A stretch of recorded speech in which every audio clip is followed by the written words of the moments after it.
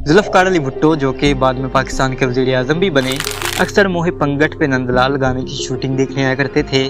अब यहाँ सबसे इंटरेस्टिंग बात ये थी कि जुल्फ़कार अली भुट्टो को मधुबाला पे क्रश था और एक दिन हिम्मत जुटाकर भुट्टो ने मधुबाला को शादी के लिए प्रपोज कर दिया।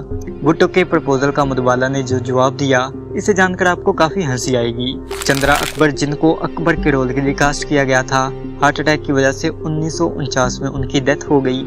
लता मंगेशकर और मोहम्मद रफ़ी जैसे लेजेंड सिंगर की उस वक्त में एक गाने की फीस 500 रुपये या 1000 रुपये हुआ करती थी। शपूजी पलोंजी, जो कि मुगल आजम के प्रोड्यूसर थे, फिल्म को लेकर इतना डर गए कि प्रीमियर से एक रात पहले उनको नींद ही नहीं आई। साल 1940 था जब के आसफ ने 1922 में लिखे जाने वाले स्टेज प्ले से इंस्पायर्ड होकर मुगल आजम फिल्म बनाने का फैसला किया। ये प्ले सलीम और अनारकली की मोहब्बत के बारे में था, जैसा कि फिल्म में भी दिखाया गया है। ये फिल्म इतनी बड़ी और इतनी महंगी थी कि इस पर काम करने वाले हर शख्स को कंगाल होने का खतरा था। इससे पहले इंडिया में किसी ने भी इतने लार्ज स्केल पर फिल्म बनाने की कोशिश नहीं की। इतने बड़े स्केल पर बनने वाली मुगल आजम अगर फ्लॉप हो जाती तो ये बॉलीवुड के बड़े स्टूडियोज, मशहूर एक्टर्स और खुद के आसिफ को भी बर्बाद कर सकती थी। आज हम ये जानने की कोशिश करेंगे कि क्यों मुगल आजम इतना बड़ा जुआ थी। इसी के साथ मुगल आजम के बारे में कुछ ऐसी दिलचस्प बातों को भी जानने की कोशिश करेंगे, जिससे आपको अंदाज़ा होगा कि क्यों इस फिल्म को बॉलीवुड की सबसे बड़ी फिल्म माना जाता है। आगे बढ़ने से पहले आपको ये जानकर हैरानगी होगी कि जब इस फिल्म की शूटिंग चल रही थी तो बहुत बड़े बड़े लोग सेट पर आ जाया करते थे। फैज़ अहमद फैज़, जो कि पाकिस्तान के बहुत बड़े शायर रह चुके हैं, मुगल आजम की शूटिंग पर आए थे। चीन के प्रेसिडेंट जो एनलाई, जो कि उस वक्त इंडिया के दौरे पर थे, वो भी मुगल आजम की शूटिंग देखने आए। इसके अलावा जुल्फ़कार अली भुट्टो, जो कि बाद में पाकिस्तान के वज़ीर-ए-आज़म भी बने, अक्सर मोहे पंगट पे नंदलाल गाने की शूटिंग को देखने आया करते थे। अब यहाँ सबसे इंटरेस्टिंग बात ये थी कि जुल्फ़कार अली भुट्टो को मधुबाला पर क्रश था, तो एक दिन भुट्टो साहब ने हिम्मत जुटाकर मधुबाला को शादी के लिए प्रपोज किया। भुट्टो के प्रपोजल का मधुबाला ने जो जवाब दिया, इसे जानकर आपको काफी हंसी आएगी। अनारकली की ट्रेजिक स्टोरी ने 1940 के शुरुआत में प्रोड्यूसर शिराज अली हकीम और डायरेक्टर के आसिफ को मुगल आजम बनाने के लिए इंस्पायर्ड किया। के आसिफ की मदर का नाम गुलाम फातिमा और फादर का नाम डॉक्टर फजल करीम था। के आसिफ को शुरू से ही स्टडी में कोई इंटरेस्ट नहीं था, जिसकी वजह से आसिफ को उनके मामू नज़ीर अहमद खान, जो कि एक्टर थे, उनके पास बम्बई भेज दिया गया। नज़ीर अहमद ने आसिफ के लिए एक टेलर शॉप खरीदी, लेकिन आसिफ साहब लोंडियाबाज निकले और अपने ही एक क्लाइंट के साथ बाबू शोना करना शुरू हो गए, जिसकी वजह से नज़ीर अहमद की रेपुटेशन खतरे में आ गई और वो आसिफ को फिल्मों की तरफ ले आए, जो कि आसिफ की सबसे बड़ी ख्वाहिश भी थी। मुगल आजम के स्क्रीन प्ले और डायलॉग्स के लिए 4 उर्दू राइटर्स अमानुल्लाह, वजाहत मिर्ज़ा, कमाल अमरोही और एहसन रिजवी को हायर किया गया। स्क्रिप्ट मुकम्मल होने के नज़दीक पहुंची तो के आसफ ने चंद्रा मोहन को अकबर, डीके सप्रू को सलीम और नरगिस को अनारकली के रोल के लिए कास्ट किया। इसके बाद वो वक्त भी आया जब मुगल आजम को कुछ अरसे के लिए बंद कर दिया गया। 1947 में पार्टीशन के चलते पॉलिटिकल टेंशन्स और दंगों की वजह से फिल्म को रोक दिया गया। पार्टीशन के बाद शिराज अली, जो कि इस फिल्म के फाइनेंसर थे, वो के आसिफ को छोड़कर पाकिस्तान चले गए।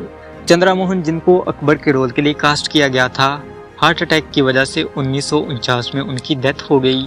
शिराज अली ने आसिफ को मशवरा दिया कि शपूजी पलोंजी, जो कि एक बिजनेसमैन थे, वो फिल्म को फाइनेंस कर सकते हैं। वैसे तो पलोंजी फिल्मों के बारे में कुछ नहीं जानते थे, लेकिन उनको अकबर की हिस्ट्री में काफ़ी इंटरेस्ट था, जिसकी वजह से वो फिल्म को फाइनेंस करने के लिए मान गए। ये मानते हुए कि फिल्म कैंसिल हो गई है, कमाल अमरोही, जो स्क्रिप्ट राइटर्स में से एक थे, साथ ही एक डायरेक्टर भी थे, उन्होंने खुद इसी मौजू पर फिल्म बनाने का मंसूबा बनाया। इसके बाद जब आसिफ का कमाल अमरोही से सामना हुआ तो आसिफ ने इस मंसूबे को बंद करने का कहा, जिस पर कमाल अमरोही राजी भी हो गए। अनारकली स्टेज प्ले, जिस पर मुगल आजम बेस्ड है, इस पर अनारकली नाम से 1953 में एक फिल्म रिलीज हुई, जिसमें बीना राई और प्रदीप कुमार ने लीड रोल्स को प्ले किया, और ये फिल्म 1953 की हाईएस्ट ग्रॉसिंग फिल्म थी। 1950s के आसपास की ज्यादातर फिल्मों का बजट 10 या 15 लाख हुआ करता था, लेकिन मुगल आजम का बजट उस वक्त की किसी भी फिल्म से 10 गुना से भी ज्यादा 1.5 करोड़ था। इतना ज्यादा बजट होने की वजह से प्रेशर भी ज्यादा था, क्योंकि अगर ये फ्लॉप हो जाती तो बहुत से लोगों ने कंगाल हो जाना था। शीश महल, जो कि मुगल आजम का सबसे आइकॉनिक सेट था, सिर्फ उसकी कास्ट ही 15 लाख थी, जिसमें उस वक्त एक पूरी फिल्म बन सकती थी। इस सेट को लेकर एक कहानी काफी मशहूर है कि बीच में शूटिंग के दरमियान एक ईद आन पड़ी तो शपूरजी पलोंजी, जो कि मुगल आजम के प्रोड्यूसर थे, सोने के कुछ सिक्के और 1 लाख रुपए ईदी लेकर आसिफ के पास पहुंचे कि आसिफ ने निशाने के तौर पर एक सिक्का रख लिया और बाकी सारे पैसे पलोंजी साहब को यह कहकर वापस कर दिए कि आप इन पैसों से सेट के लिए बेल्जियम से शीशे मंगवाएं। ये खास किस्म के शीशे थे जो इंडिया में अवेलेबल नहीं थे। कि आसिफ के इस एक्ट से अंदाजा होता है कि वो इस फिल्म को लेकर कितना एम्बिशियस थे। इसी के साथ मधुबाला के लिए जो ज्वेलरी बनवाई गई थी वो असल सोने, मोतियों और हीरों से बनी थी। इससे आपको अंदाजा हो जाएगा कि इतने पैसे बहाने के बाद अगर ये फिल्म फ्लॉप होती तो के आसिफ और पलोंजी ने कंगाल होकर सड़कों पे आ जाना था। प्यार किया तो डरना क्या बॉलीवुड का पहला गाना था जिसको टेक्निकलर या फिल्म कलर में शूट किया गया। के आसिफ इस गाने को विजुअल मास्टरपीस बनाना चाहते थे, जिसके लिए बॉलीवुड से बहुत ही ज्यादा महंगी कलर फिल्म को इंपोर्ट किया गया। मुगल आजम के म्यूजिक को नौशाद ने कंपोज किया था और के आसिफ ने नौशाद को जैसे हायर किया वो बहुत ही इंटरेस्टिंग था। एक दफा के आसिफ की मुलाकात नौशाद से हुई थी, जहां आसिफ ने नौशाद को बताया कि वो एक बड़ी फिल्म बनाना चाहते हैं। नौशाद ने सुनकर कहा कि जब बनाओ तो हमें याद करना। नौशाद जब उड़न खटोला फिल्म का म्यूजिक कंपोज कर रहे थे तो एक दिन नौशाद के घर की घंटी बजी, दरवाजा खुला तो सामने के आसिफ थे। आसिफ ने नौशाद से कहा, मैं अपना वादा पूरा करने आया हूँ। आसिफ ने नौशाद को मुगल आजम के लिए म्यूजिक कंपोज करने की ऑफर दी, लेकिन मसरूफ होने की वजह से नौशाद ने इनकार कर दिया। मुगल आजम को लेकर आसिफ भी पूरे संकी थे। आसिफ ने 1 लाख रुपए निकालकर दोबारा नौशाद को मनाने की कोशिश की, जिस पर नौशाद को गुस्सा आया और उन्होंने पैसों को ऐसे फेंका कि पूरे कमरे में बिखर गए। कि आसिफ भी जिद्दी थे, इसलिए जमकर बैठ गए और कहा कि जब तक तुम हाँ नहीं करते मैं यहाँ से जाने वाला नहीं। नौशाद हंसे और बिलाकर मान गए और आसिफ को हाँ कर दी। फिल्म का रन टाइम 3 घंटे और 17 मिनट है, जिसमें 49 मिनट सिर्फ गानों के हैं। प्रेम जोगन बनके और शुभ दिन, इन 2 गानों के लिए आसिफ ने उस्ताद बड़े गुलाम अली खान को अप्रोच किया, जो कि सिर्फ सोशल गैदरिंग में गाया करते थे और फिल्मों के लिए गाना एक्सेप्ट नहीं करते थे। जब आसिफ ने इन गानों के बारे में बात की तो उस्ताद गुलाम ने साफ मना कर दिया। आसिफ ने अपने अंदर का संकी इंसान जगाया और वहीं पर डट गए। आखिरकार एक लंबी बहस के बाद उस्ताद गुलाम मान गए और जब फीस की बात हुई तो उस्ताद गुलाम 25,000 रुपए पर माने, जो कि उस वक्त एक प्लेबैक सिंगर के लिए बहुत ज्यादा थे। लता मंगेशकर और मोहम्मद रफी जैसे प्लेबैक सिंगर्स की उस वक्त में एक गाने की फीस 500 रुपए या 1000 रुपए हुआ करती थी। इस फिल्म में हर चीज को बहुत ही परफेक्ट रखने की कोशिश की गई। प्यार किया तो डरना क्या गाने में एको इफेक्ट के लिए लता मंगेशकर ने असल पैलेस के अंदर इस गाने को रिकॉर्ड करवाया। फिल्म मुकम्मल होने के बाद सबको एक्सपेक्टेड था कि ये फिल्म बहुत लंबी है, जिसकी वजह से फ्लॉप हो जाएगी। शपूरजी पलोंजी मुगल आजम को लेकर इतना ज्यादा डर गए कि प्रीमियर से एक रात पहले उनको नींद ही नहीं आई। इससे अंदाजा होता है कि अगर ये फिल्म फ्लॉप हो जाती तो कितना बड़ा नुकसान होना था। ये फिल्म मराठा मंदिर सिनेमा हॉल में सबसे पहले रिलीज हुई, जो कि उस वक्त का सबसे मशहूर सिनेमा था। फिल्म को रिलीज करने से पहले के आसिफ ने बकायदा वहां पर पूजा करवाई और फिल्म रिलीज होने से 3 दिन पहले सिनेमा हॉल के बाहर लोगों की भीड़ जमा हो गई। टिकट लेने के लिए कतारें इतनी लंबी थी कि लोग सिनेमा हॉल के बाहर आराम करने और सोने लगे। कहा जाता है कि टिकट लेने के लिए लोग इतने बेताब थे कि घर भी नहीं जाते थे। बहुत से लोग घर से खाना सिनेमा हॉल के बाहर मंगवा लेते थे और वहीं भोजन करना शुरू हो जाते थे।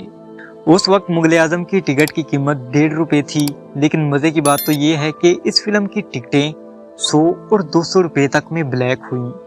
सिनेमा के बाहर 1 लाख से भी ज्यादा लोगों की भीड़ जमा थी, जिसके चलते उस वक्त के महाराष्ट्र के चीफ मिनिस्टर को सिनेमा हॉल के अंदर पहुंचने के लिए 1 घंटे से भी ज्यादा का वक्त लगा।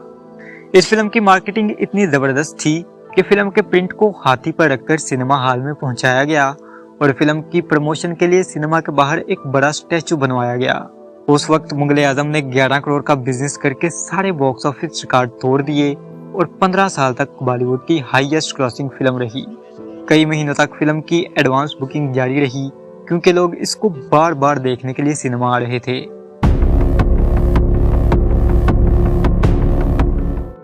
मुगल आजम ने यह साबित कर दिया कि बड़े बजट वाली हिस्ट्रिकल फिल्म्स भी इंडिया में कामयाब हो सकती हैं। मुगल आजम ने क्वालिटी के ऐसे स्टैंडर्ड्स को सेट किया कि आगे चलकर ये बाहुबली और पद्मावत जैसी फिल्मों के लिए इंस्पिरेशन बनी। कमाल अमरोही के लिखे हुए शायराना डायलॉग्स ने उर्दू को बॉलीवुड में काफ़ी फेमस किया। मधुबाला ने एज अनारकली बॉलीवुड की सबसे आइकॉनिक परफॉर्मेंस दी, जिसकी वजह से आज भी अनारकली सबसे पॉपुलर कैरेक्टर है। इतनी ज़बरदस्त परफॉर्मेंस देने के बाद भी इस साल का बेस्ट एक्ट्रेस अवार्ड मधुबाला को नहीं मिला। आपको ये जानकर भी हैरानगी होगी कि अनारकली के रोल के लिए सबसे पहली चॉइस नरगिस थी, दूसरी नुतन और तीसरे नंबर पर मधुबाला। मुगल आजम की सेट की कहानी की तरफ लौटें तो जब जुल्फकार अली भुट्टो ने मधुबाला को शादी के लिए प्रपोज किया तो मधुबाला ने एक जोरदार कहकहा लगाकर भुट्टो साहब की इज्जत का कचरा कर दिया। मुगल आजम की कामयाबी के बाद बॉलीवुड में ज़्यादा से ज़्यादा कलर फिल्म का इस्तेमाल होना शुरू हो गया। इस फिल्म की इंटरनेशनल स्क्रीनिंग ने यह भी साबित कर दिया कि बॉलीवुड भी हॉलीवुड का मुकाबला कर सकता है। मुगल आजम सिर्फ फिल्म ही नहीं बल्कि एक बहुत बड़ा जुआ थी जो कई करियर्स को बर्बाद कर सकती थी, स्टूडियोज को कंगाल कर सकती थी और कई ऐसे ख्वाबों को तोड़ सकती थी जिन्होंने बड़ा ख्वाब देखने की हिम्मत की। आसिफ के कभी ना डोलने वाले विजन, शपूरजी पलोंजी की बोल्ड फाइनेंशियल गैम्बल और पृथ्वीराज, मधुबाला और दिलीप कुमार की लेजेंडरी परफॉर्मेंसेस ने इस फिल्म को हमेशा के लिए अमर कर दिया। मुगल आजम के बगैर शायद ही बॉलीवुड कोई बड़ी फिल्म बनाने का ख्वाब देखता। मुगल आजम बॉलीवुड के लिए सिर्फ एक बड़ी सक्सेस ही नहीं बल्कि रेवोल्यूशन थी।